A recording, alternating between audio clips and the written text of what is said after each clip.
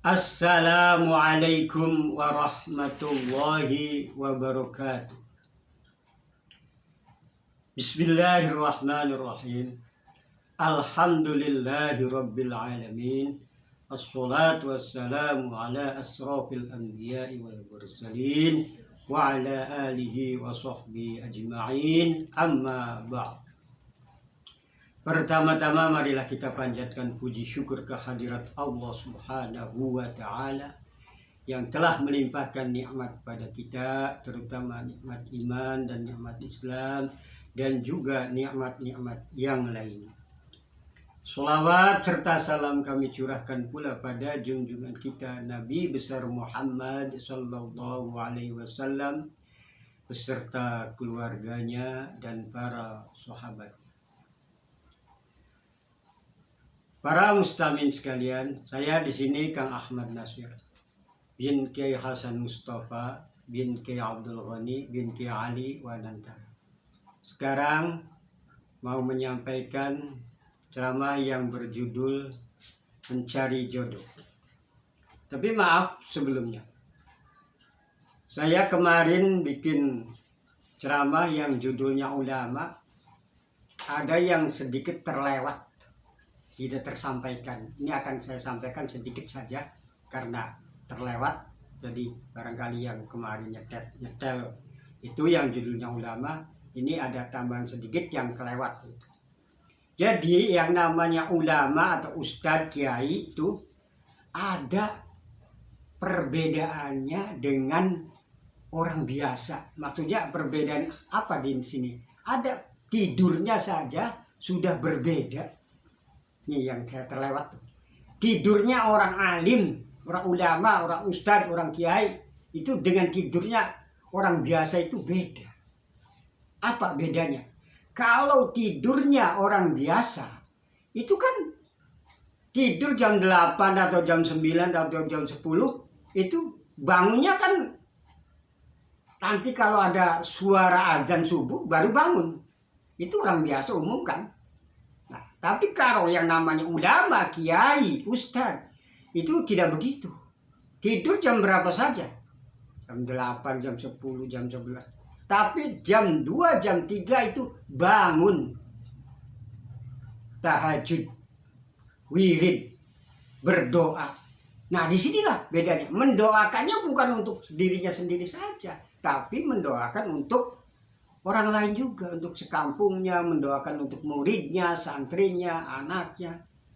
Jadi itulah diantara perbedaan yang jelas perbedaannya ulama dan kiai itu yang kemarin terlewat. Sekian yang lalu ini saya akan menyampaikan ceramah yang berjudul Mencari Jodoh atau mencari pasangan. Laki-laki maupun perempuan semuanya dibolehkan berusaha, berikhtiar, mencari jodoh, mencari pasangan. Namun ini saya akan sampaikan yang diutamakan orang mencari jodoh, laki-laki maupun perempuan, yaitu utamakanlah mencari yang keseimbangan. Sinilah yang jarang diperhatikan oleh para bujangan, para gadis, para janda, para duda. Gitu. Disinilah apa kok bisanya saya mau menyampaikan carilah keseimbangan itu. Karena kalau yang tidak seimbang itu ya ada efek negatifnya, ada efek yang mengurangi kebahagiaannya.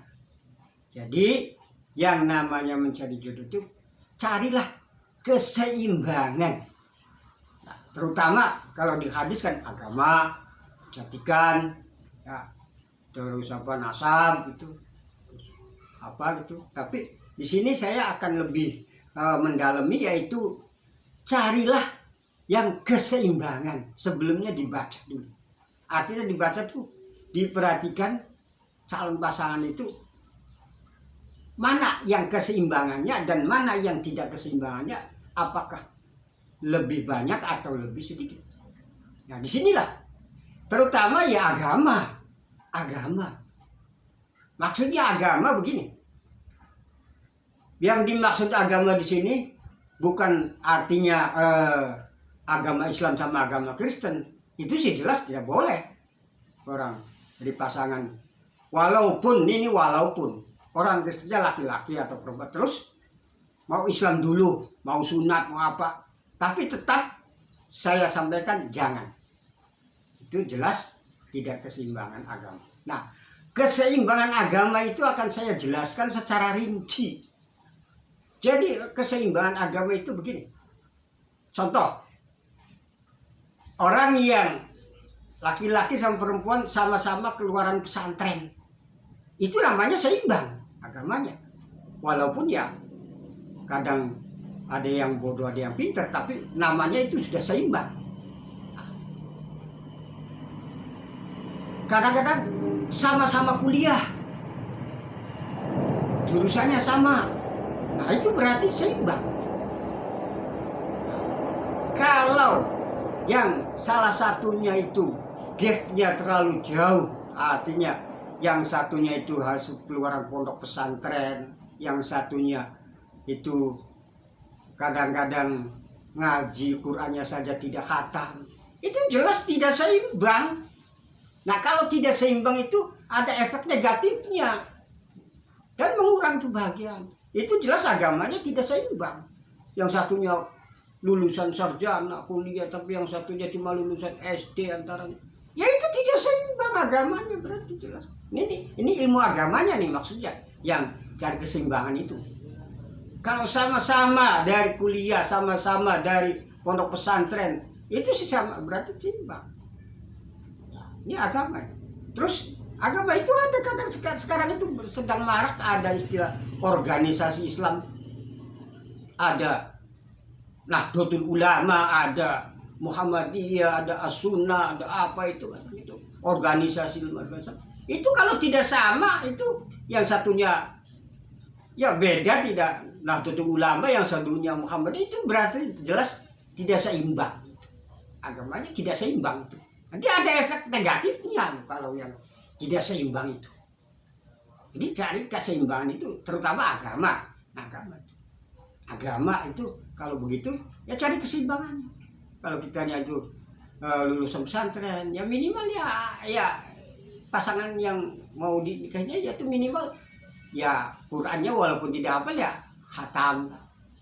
Sekarang kan orang itu anak sekarang itu masih banyak yang Al-Qur'annya tidak khatam. Itu sangat minim berarti ilmu agamanya. Nah itu.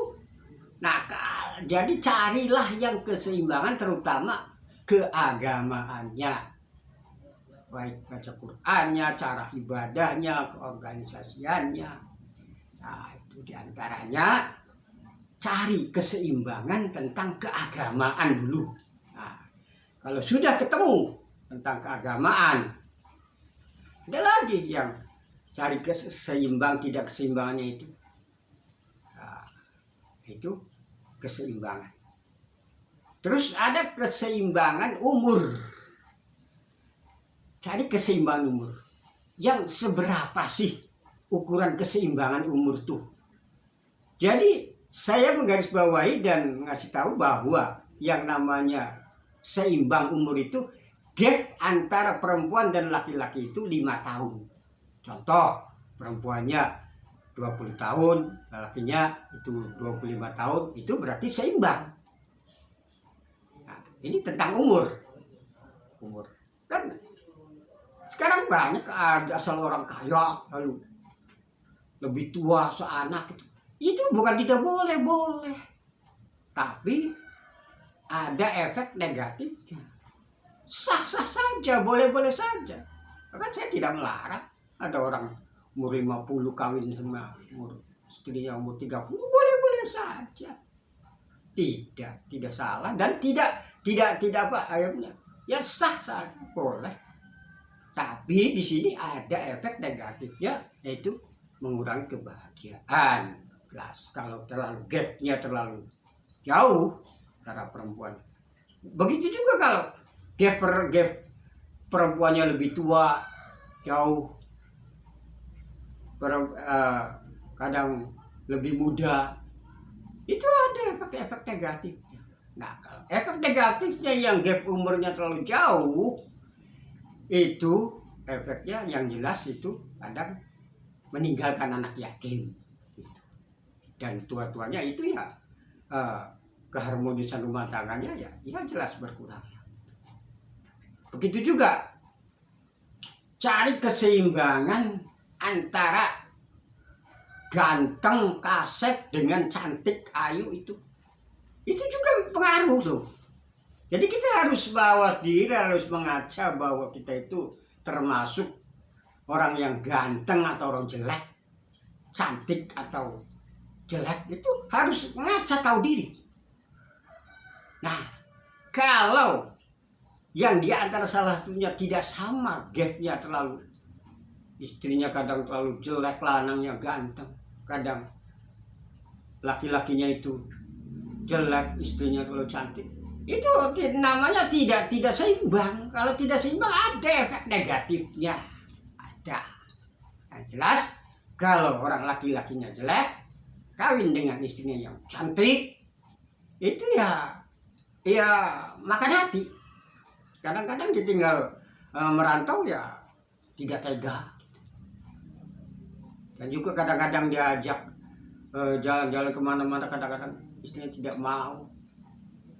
Cantik, suaminya jelek tapi kaya, itu kadang-kadang. Jadi ada efek negatifnya. Jadi keseimbangan ini perlu keseimbangan.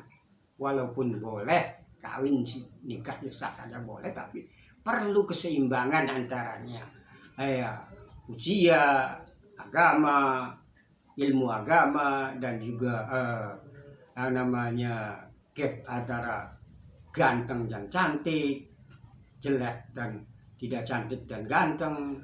Itu harus ada keseimbangan. Kalau tidak seimbang itu ya efek negatifnya ada, bahkan mengurangi kebahagiaan.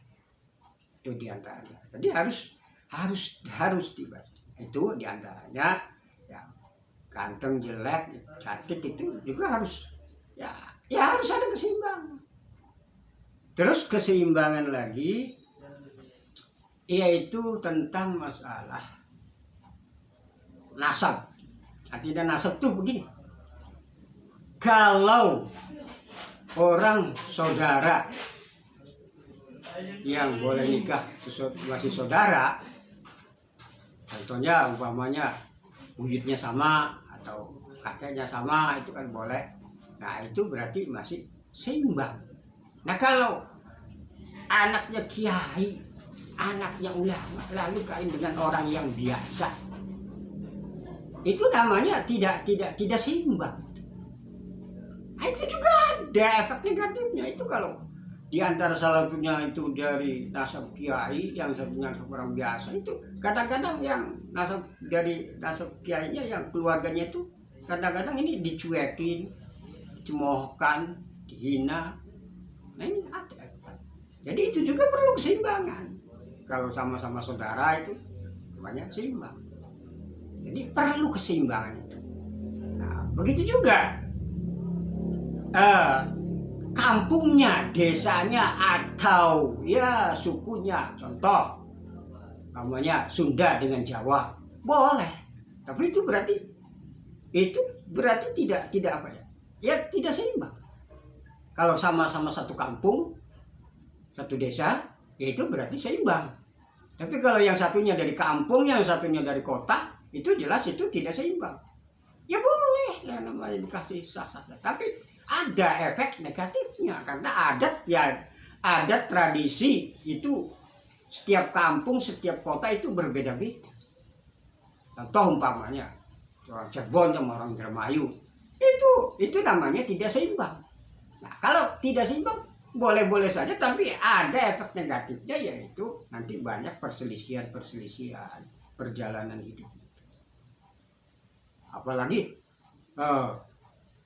Pulau Jawa, orang Jawa dengan orang Makassar, orang luar Jawa, itu jelas tidak seimbang dalam suku bangsa. Jadi suku bangsa pun perlu keseimbangan. Kalau tidak seimbang ya ada efek negatifnya. Begitu juga orang materi, kekayaan, ini perlu juga keseimbangan. Jadi bukan tidak boleh, boleh saja itu yang namanya orang miskin, orang melarat kawin dengan orang kaya. Itu boleh-boleh saja, sah-sah saja. Tapi ada efek negatifnya kalau orang kaya dengan orang miskin. Orang miskin kepengennya jodoh misalnya orang kaya, tidak tahu efek negatifnya apa, gitu ya. Jadi namanya tidak seimbang. Jadi kekayaan juga atau materi juga perlu keseimbangan. Jangan anaknya tukang beca lalu nikah sama orang yang punya pabrik, punya orang kaya, itu namanya tidak seimbang. Ada nanti efek negatif yang mengurangi kebahagiaannya ada. Jadi carilah keseimbangan, sampai ke materi juga, kekayaan juga ada, perlu keseimbangan. Jadi mencari jodoh itu diusahakan mencari yang seimbang. Keseimbangan itu sangat perlu. Nah, diantaranya kalau orang itu dengan masih satu kampung itu namanya seimbang. Kalau anaknya orang kiai dengan anak kiai juga itu seimbang. Kuliah sama kuliah ya seimbang. Orang keluaran pesantren sama keluaran pesantren itu namanya seimbang. Ya, orang kaya dengan jangan mengharapkan kita orang miskin lalu walau pengen orang kaya, itu jangan. Itu nanti tidak tahu efek negatifnya. Efek negatifnya ada nanti. Ya, itu namanya keseimbangan. Itu perlu keseimbangan umur, keseimbangan nasab, keseimbangan perkampungannya, keseimbangan materinya, keseimbangan ilmu agamanya, keseimbangan. Jadi semuanya itu perlu diperhatikan, perlu dicari keseimbangan. Itulah diantaranya yang saya sampaikan. Cukup sekian. Wassalamualaikum warahmatullahi wabarakatuh.